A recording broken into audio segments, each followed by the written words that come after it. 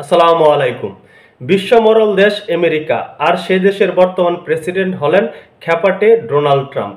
Donald ট্রাম্পের চরিত্র হলো তিনি যা বলেন তাই করার চেষ্টা করেন। তিনি যতক্ষণ পর্যন্ত তার প্রতিশ্রুতি অনুযায়ী কাজ না করতে পারেন ততক্ষণ পর্যন্ত তাকে কেউ থামাতে পারে না।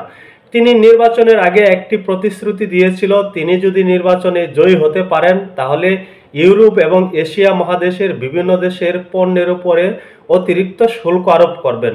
যেই কথা সেই কাজ। তিনি নতুন করে এশিয়া এবং ইউরোপের বিভিন্ন দেশের পণ্যের উপরে ব্যাপকভাবে শুল্ক আরোপ করেছেন। তার মধ্যে রয়েছে আমাদের বাংলাদেশ। অনেকেই ভেবেছিল হয়তো বাংলাদেশকে এই তালিকায় রাখা হবে না, কিন্তু ডোনাল্ড ট্রাম্প যখন তালিকাটি প্রকাশ করলো তখন দেখা গেল আমাদের বাংলাদেশও রয়েছে। আমাদের বাংলাদেশের রপ্তানিযোগ্য পণ্যের মধ্যে পোশাক খাত হলো সবচেয়ে বড়, আর পোশাক খাতের সবচেয়ে বড় বাজারটি হলো আমেরিকা। আমেরিকাতে সর্বোচ্চ রপ্তানি করা হয় পোশাক খাত।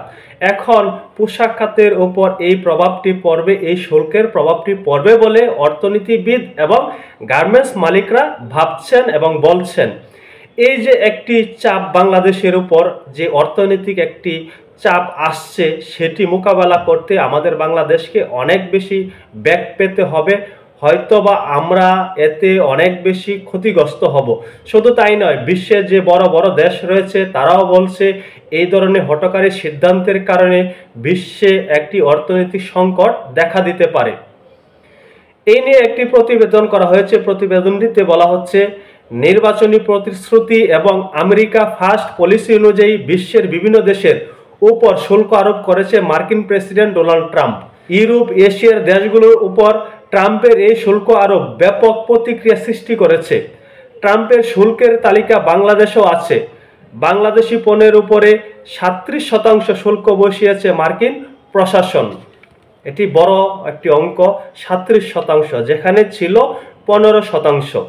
ধারণা করা হচ্ছে নির্বাহী আদেশের মাধ্যমে প্রায় 100টি দেশের উপর আরোপ করা এই শুল্ক বিশ্বব্যাপী অর্থনৈতিক বড় ধরনের প্রভাব ফেলতে পারে। যুক্তরাষ্ট্র লাভবান হলেও ক্ষতিগ্রস্ত হবে অন্য দেশের বাণিজ্য। অনেক দেশ ট্রাম্পের এই সিদ্ধান্তকে বাণিজ্য যুদ্ধ হিসাবে আখ্যায়িত করেছে। বিশ্ব নেতারা এই শুল্ককে প্রত্যাখ্যান করেছে। এটি সারা বিশ্বের জন্য একটি বাণিজ্য যুদ্ধ বলে আখ্যায়িত করছেন বিশ্ব নেতারা। এখানে আমাদের বাংলাদেশ তো চুনুপুটি। তবে এখানে একটি কথা রয়েছে, চীন এবং ভারত। চীন এবং ভারতের উপর যে ডোনাল্ড ট্রাম্প শুল্কটি আরোপ করেছে তার চেয়ে তুলনামূলক বেশি আরোপ করেছে বাংলাদেশের উপর। অনেকেই বলছেন ডোনাল্ড ট্রাম্প যে শুল্ক আরোপটি করেছে, যে পলিসি অবলম্বন করেছে, সেখানে রাজনীতি একটি বড় ইস্যু। রাজনৈতিকভাবে অনেক বিবেচনা করে এই শুল্কটি আরোপ করা হয়েছে বলে অনেকেই ধারণা করছেন। শুধু তাই নয়, চীন কেন্দ্রিক যে সকল দেশ রয়েছে, চীনকে বেশি প্রায়োরিটি দিচ্ছে, সেই সব দেশের উপর শুল্ক আরও বেশিভাবে আরোপ করা হয়েছে বলে অনেকেই ধারণা করছেন। আমি আপনাদেরকে বাংলাদেশ সহ এশিয়ার বেশ কয়েকটি দেশের শুল্কের তালিকাটি জানাচ্ছি। চীনের উপর আরোপ করা হয়েছে 34%, ভিয়েতনাম 46%, ভারত 26%, পাকিস্তান 29%, নেপাল 10%, শ্রীলঙ্কা 44%, মিয়ানমার 44%। এখানে একটি সমীকরণ দেখেন, চীনের উপরে 34%, ভিয়েতনামের উপরে 46%। ভিয়েতনামের সাথে আমাদের কিন্তু একটি প্রতিযোগিতা রয়েছে, সেটি হলো পোশাক খাতের প্রতিযোগিতা।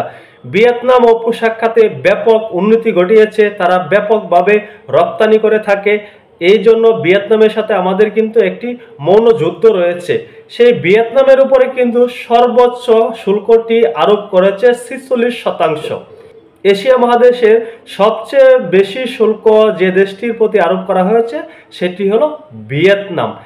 অন্যদিকে পাকিস্তানের উপর আরোপ করা হয়েছে 29%, ভারতের উপরে 26%, সবচেয়ে কম আরোপ করা হয়েছে নেপালের উপরে 10%, শ্রীলঙ্কার উপরে 44%।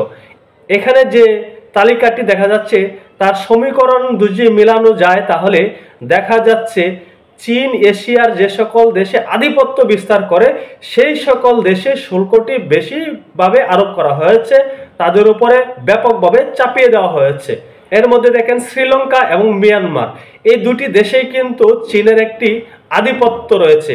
এই যে আমাদের বাংলাদেশের প্রতি যে শুল্কটি আরোপ করা হলো 37%, এটি কিন্তু আমাদের বাংলাদেশের প্রতি জুলুম হয়েছে বলে আমার মনে হচ্ছে। এটির কি কারণ হতে পারে, কোন হিসেবে এত বেশি শুল্ক আমাদের প্রতি আরোপ করলো ডোনাল্ড ট্রাম্প প্রশাসন, হয়তো এখনো আমরা বোধগম্য নয়। তবে এর বড় একটি কারণ হতে পারে আমাদের বাংলাদেশের প্রতি কিন্তু একটু ভিন্ন মনোভাব রয়েছে ডোনাল্ড ট্রাম্প প্রশাসনের, সেটি কিন্তু সাম্প্রতিক সময়ে আমরা ব্যাপকভাবে লক্ষ্য করছি। সেই কারণেই কি এই ধরনের শুল্ক আরোপ কিনা সেটি হয়তো আমরা পরবর্তীতে জানতে পারবো। সকলে ভালো থাকবেন, আল্লাহ হাফেজ।